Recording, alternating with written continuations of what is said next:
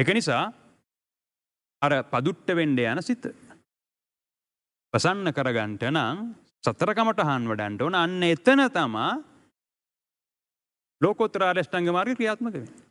මනසාචේ ප්‍රසන්නේන වෙන්නේ. අන්න එතන තමයි භාසතිවා කරෝතිවා හෙවත් පටිවිරතෝ සීලේ ක්‍රියාත්මක වෙන්නේ. බුද්ධේ අවිච්ඡප්පසාදි සමන්නාගතෝ ධම්මේ අවිච්ඡප්පසාදි සමන්නාගතෝ සංඝේ අවිච්ඡප්පසාදි සමන්නාගතෝ ආර්ය සාන්ත සීලේ සමන්නාගතෝ.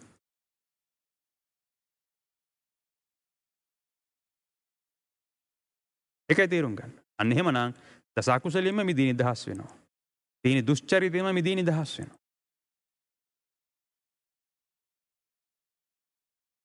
ඉස්සල්ලාම අපිරිසිදු වන්නේ සිතයි, ඊට පස්සේ වචනය, ඊට පස්සේ ක්‍රියාකාරකම්. එහෙමනම් ඉස්සල්ලාම පිරිසිදු කරගන්න ඕනේ සිතයි. අන්න එහෙමනම් සිත පිරිසිදු නම් වචනේ පිරිසිදු වෙනවා, ක්‍රියාකාරකම පිරිසිදු වෙනවා. එන්න මේක අපි තේරුම් ගන්න ඕනේ. ඒක නිසා මේ දුක් පැවැත්මෙන් මිදී නිදහස් වෙන්න භාවිතා කළ හැකි එකම ධර්මය. එකම ක්‍රමවේදය සමුදය නිරෝධයයි. සමුදය නිරෝධ කරන්නට නම් ආනපාන සති සමාධි භාවිතා කරන්න ඕන. ආනපාන සති සමාධි භික්කවේ ඒක ධම්මෝ භාවිතෝ බහුලීකතෝ. චත්තාරෝ සතිපට්ඨානේ පරිපූර්ණන්ති. චත්තාරෝ සතිපට්ඨාන භාවිතා බහුලීකතා සත්බොජ්ජංගේ පරිපූර්ණ. සත්බොජ්ජංග භාවිතා බහුලීකතා විඥා විමුක්තිම් පරිපූර්ණන්ති. ඔය වැඩේ වෙන්න නම් ඔය වැඩේ කොහොමද කරන්නේ? සමුදය නිරෝධ කරන්නේ කොහොමද? එකම ක්‍රමවේදය සතර කමඨහන් වැඩිමයි. ඒකයි තේරුම් ගන්න. ඒක නිසා බුදුහාමුදුරුවෝ අර පෙන්වලා දීලා තියෙන භාවනා ක්‍රම 4. ඒ භාවනා ක්‍රම 4 තුලම කොහොම වුණත් ක්‍රියාත්මක වෙන්නේ මේ සතර කමඨහන්මයි. සමත පුබ්බංගම විපස්සනා, විපස්සනා පුබ්බංගම සමත. මොකද බුදුහාමුදුරුවෝ සතර සතිපට්ඨානදී අනුදැනව දාරලා තියෙන නිර්දේශ කරලා තියෙන්නේ යුගනද්ද සමත විපස්සනා යුගනද්ද භාවනාව. ඒක නිසා අඩුම කාලයකින් වැඩිම ප්‍රතිඵලයක් උදා කරලා දෙන ක්‍රමවේදී. සමත විපස්සනා භාවිතාවේ. රාගයක් උපදින්න දෙනවා නම් අසුභානුසුතිය වඩන්න ඕන.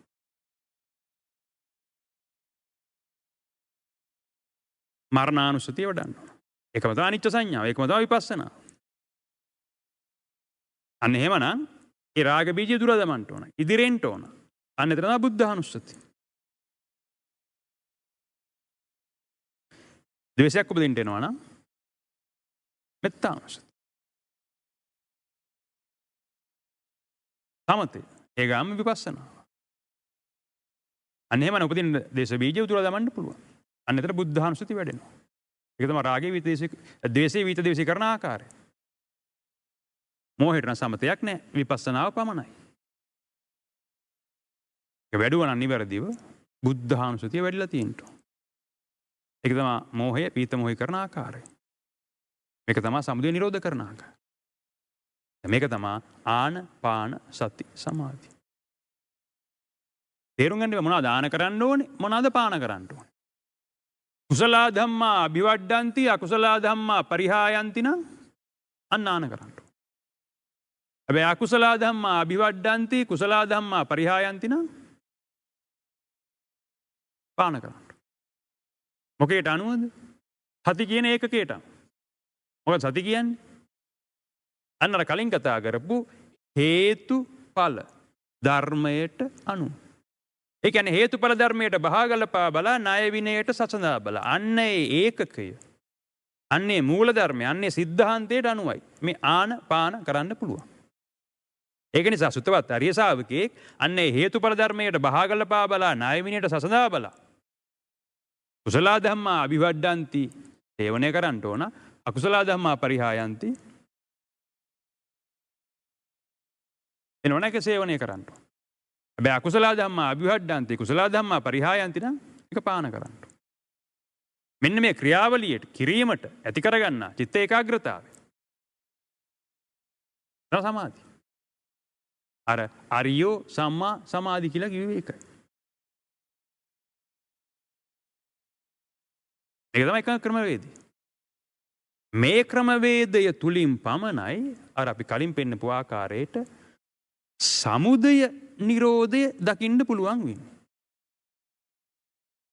මොන ක්‍රමවේදයක් අනුගමනය කළත් අර අපි කියාපු ආකාරයට ඔය කසින භාවනා එහෙමත් නැත්නම් ඔය අරිය භාවනා ධ්‍යාන උදා වෙනවා.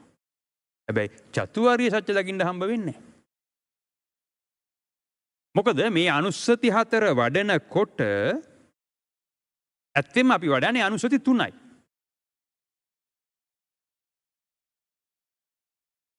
අසුභානුස්සතියයි, තානුස්සතියයි, මරණානුස්සතියයි. ඒක නිවැරදිව කළා නම් උපදින්න ආපු රාග බීජය හෝ දේශ බීජය හෝ මොහ බීජය ඉදිරිලා තියෙන්න ඕන. ඒක තමයි බුද්ධානුස්සතිය. නිබ්බිදා විරාගා නිරෝධා පටිනිස්සග්ග. අර පටිසංසග්ග වෙන්න ගිය උපාදානයක් වෙන්න ගිය එකෙන් මිදී නිදහස් වෙලා තියෙන්න ඕන. නමුත් මේ හතර වඩනවා කියන තැනම තවත් අනුස්සති 6ක් වැඩෙනවා. තවත් 6ක් වැඩෙනවා. මේ හතර වඩන තැන සමත විපස්සනා වශයෙන් ඒ ආකාරයට වඩනකොට තවත් 6ක් වැඩෙනවා. 6 4 ඔක්කොම 10යි.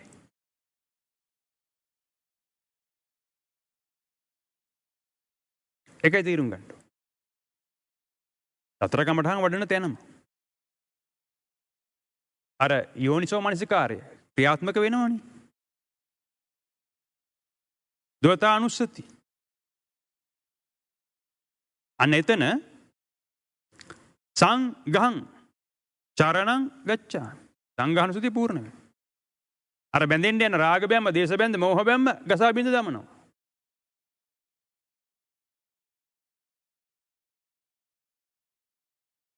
එහෙමත් නැත්නම් ප්‍රසන්න චිත්තෝ සංඝං ච සරණං ගච්ඡේය වෙන. ඒකට භාවිතා කළේ මෙන්න මේ බුදුහාරෝ පෙන්ලා දෙන හේතුඵල ධර්මය. යන්නේ සිද්ධාන්තයයි. අන්න එහෙමනම් ධම්මානුසති පූර්ණේ වෙනවා. මේක භාවිතා කරලා තියෙනවා. ඒකම තමයි ධම්මං සරණං ගච්ඡාමි. එහෙමත් නැත්නම් ප්‍රසන්න චිත්තෝ ධම්මංච සරණං ගච්ඡේය. බුද්ධාංශය පූර්ණ වෙන්න ඕන. අන්න එහෙමනම් එතන අර අරියකාන්ත සීලය සමන්නාගතු. තුන් දොරින්ම කර්මයේ බිහිවීම නවත්තනවා. ස්පර්ශ ආයතන 6 ඉන්ද්‍රිය බවට පත් වෙනවා. කියන්නේ ඉන්ද්‍රිය වශයෙන් භාවිතා කරනවා. ඒ නිරෝධ කරන තැන. අන්න එතන එහෙනම් ත්‍යාගෝ පටිනිස්සග්ගෝ මුත්‍යානාලය. තණ්හාවෙන් මිදී නිදහස් වෙනවා. උපාදානයෙන් මිදී නිදහස් වෙනවා. අන්න එතනම එහෙනම් ආන පාන සති සමාධි ක්‍රියාත්මක වෙලා.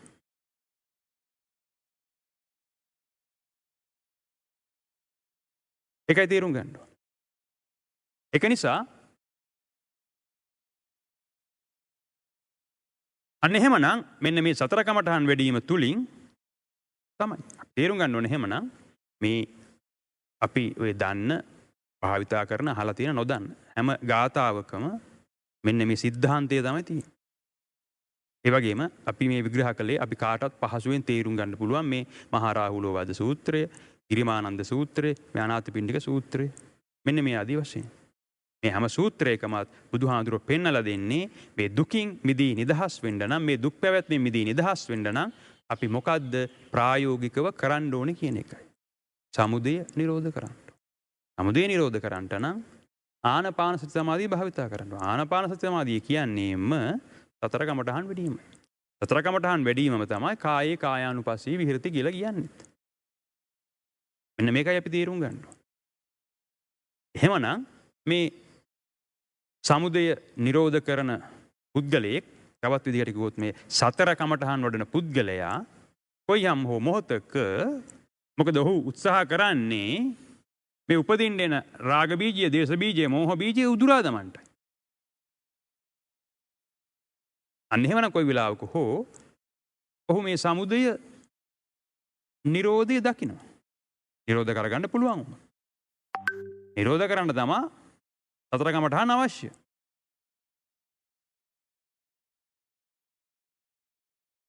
එතනම තමයි අර සතර කමඨහන් වඩනවා තමයි ආර්ය අෂ්ටාංගික මාර්ගය වැඩින්නේ. ඒක තමයි දුක්ඛ නිරෝධගාමී පටිපදා. ඒකයි තේරුම් ගන්න. අන්න එහෙමනම් සමුදය නිරෝධ වුණොත් ඔහු නිරෝධ වුණා කියලා දකිනවා. අන්න එතකොට එහෙනම් සමුදය දකිනවා නිරෝධය දකිනවා. ඔහු භාවිතා කළේ සතර කමඨහන්. එතන ක්‍රියාත්මක වුණේ ආර්ය අෂ්ටාංගික මාර්ගය. ඒක තමයි පටිපදා.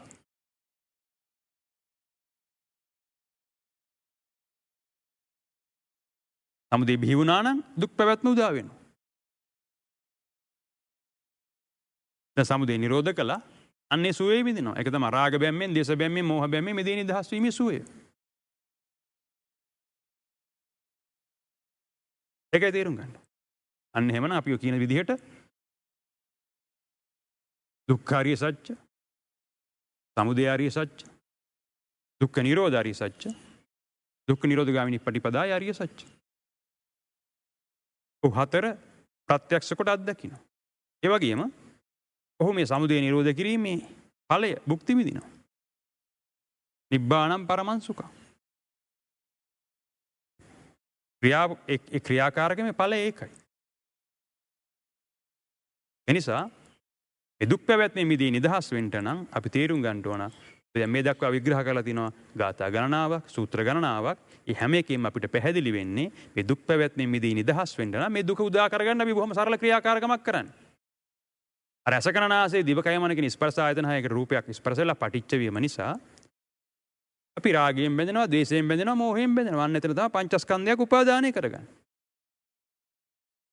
ඒ ප්‍රතිඵලයක් වශයෙන් මේ දුක් පැවැත්ම හේවත් මේ සසර ගමන පවත්වාගෙන යනවා.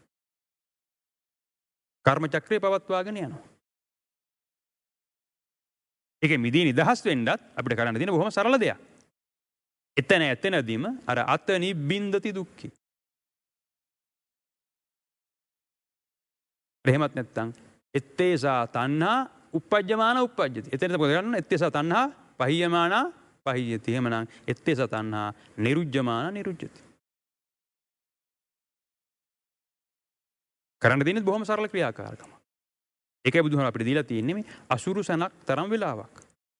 අනිච්ච සංඥා වඩන දීලා තියෙන අසුරු සනක්. මෙන්න මේක අපි තේරුම් ගන්න.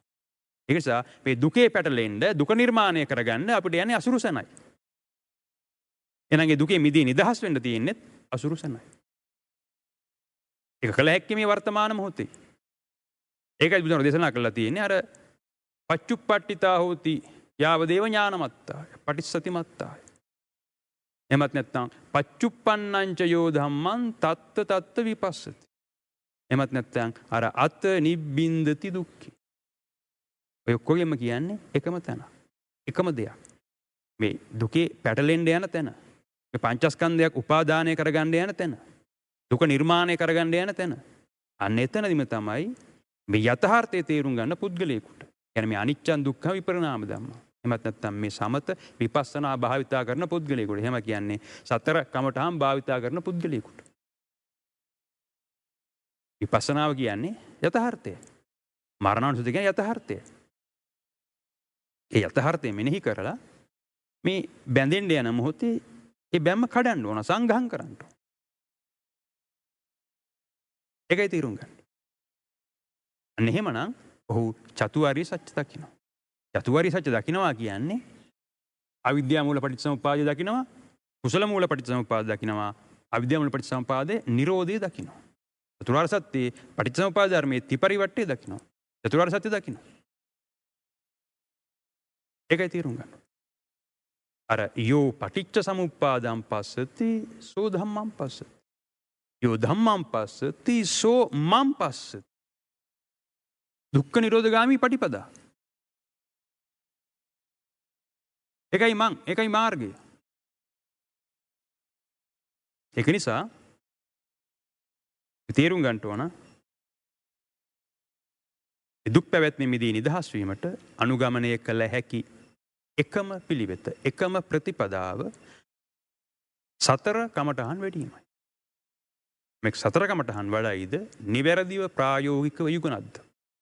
ඒකයි බුදුන් දේශනා කළා තියෙන්නේ සුණාත ධාරේත චරාත. මේ ධර්මයේ හැසිරෙන්න ඕන. දිගින් දිගට හැසිරෙන්න ඕන. භාවිතාය බහුලීකතාය. අන්න එහෙමනම් ඒ පුද්ගලයාට මේ දුක් පැවැත්මෙන් මිදී නිදහස් වෙන්න පුළුවන්. ඒක නිසා මේ දුක් පැවැත්මෙන් මිදී නිදහස් වීමට භාවිතා කළ හැකි එකම ධර්මය, එකම ක්‍රමවේදය තමයි සතර කමඨහන් වැඩිම. සතර කමඨහන් වඩන්නේ නැතුව සමුදය නිරෝධ කරන්න බෑ. සමුදය නිරෝධ වෙන්නේ නැහැ.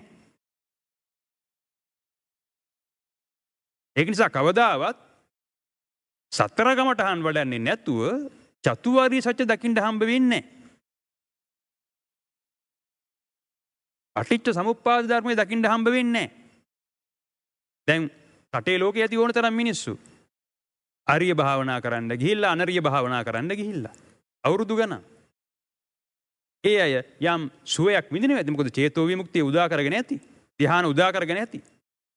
මොන ධ්‍යාන ලැබුවත් ආර්ය ධ්‍යාන වේවා අනර්ය ධ්‍යාන වේවා ඒ අය පෘථග්ජන පුද්ගලයෝ. ඇයි? එයා මිත්‍යා දිට්ඨිකයෝ. ඇයි? කවදාවත් ඒ අයට ඔය ධ්‍යාන හරහා චතුරාර්ය සත්‍ය දකින්න බෑ. පටිච්ච සමුප්පාද ධර්මයේ දකින්න බෑ. හේතුඵල ධර්මයේ දකින්න බෑ. අර ලෝකෝත්තර ආර්ය අෂ්ටාංගික මාර්ගයේ එක කෙලෙසයක් නිරෝධ කරනකොට ක්‍රියාත්මක වෙන්නේ කෙසේද කියන එක දකින්න හම්බ වෙන්නේ නැහැ. ඒකයි තියෙන ප්‍රශ්නේ. ඒක නිසා ඒ ආර්ය ධ්‍යාන වේවා අනර්ය ධ්‍යාන වේවා ධ්‍යාන උදා කර ගන්නවා. ධ්‍යාන උදා කරගත්තාම මේ පුද්ගලයා හිතනවා ඒ ධ්‍යානය තමයි මගපල කියලා. මගපල ලබන්නට නම් චතුරාර්ය සත්‍ය දකින්න ඕන. මගපල ලබනවා කියන්නේ චතුරාර්ය සත්‍ය දැකීමයි. මගපල ලබනවා කියන්නේ පටිච්චසමුප්පාද ධර්මයේ දැකීමයි. හේතුඵල ධර්මයේ සත්‍යයක් කියලා පසක් කොට දැකීමයි. මනෝපුබ්බංගමා ධම්මා සත්‍යය කියලා පසක් කොට දැකීමයි. ඒකයි තේරුම් ගන්න. ඒක නිසා චතුරාර්ය සත්‍ය දකින්නට නම් පටිච්ච සමුප්පාද ධර්මයේ දකින්නට නම් අනුගමනය කළ හැකි කළ යුතු එකම පිළිවෙත සතර කමඨහන් වැඩිමයි. ඒකයි අපි තේරුම් ගන්න ඕනේ. හොඳයි අපි පින් අනුමෝදන් කරමු.